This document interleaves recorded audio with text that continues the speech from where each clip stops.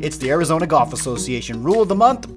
Guys, whenever it's time to talk rules, there's none better than longtime USGA rules official and Arizona Golf Association Executive Director, Ed Gowen. It's time for another Rule of the Month.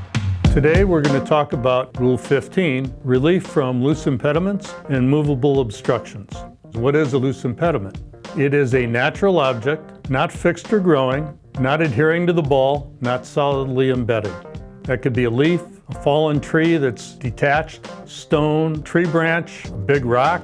Speaking of rocks that masquerade as loose impediments, there's a famous one that has its own plaque. Let's remember Tiger's Rock at the TPC Scottsdale. That was a natural object. That was a loose impediment, though it took about 20 people to move it.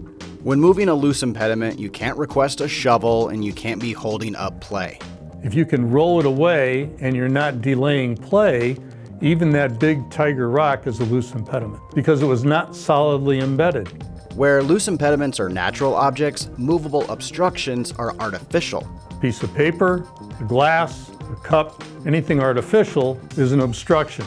If it's easily movable, it's a movable obstruction. Simple definition.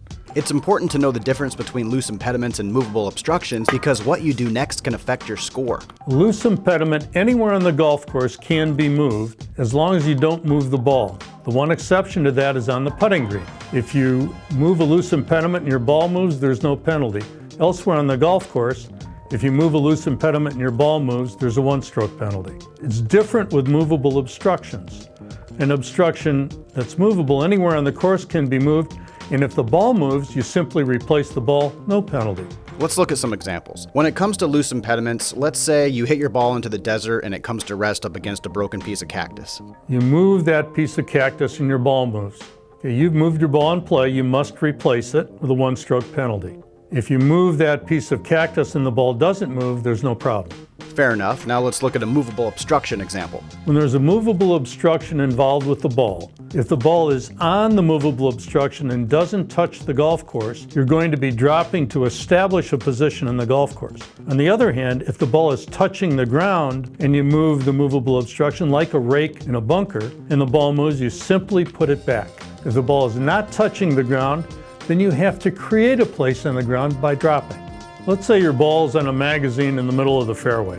Now you can certainly play the ball as it lies, or you can move the magazine. So you lift the ball, remove the magazine, your reference point is right under where the ball lay. You now have a 1 club length half circle in which to drop the ball to get it back into play. So there you go. Movable obstructions and loose impediments can be moved on the golf course. Just remember, if you're messing with a loose impediment and the ball moves, you get penalized. If the ball moves while tinkering with a movable obstruction, no penalty, just replace it. Enjoy the rules, use them to your advantage. This has been your Arizona Golf Association Rule of the Month.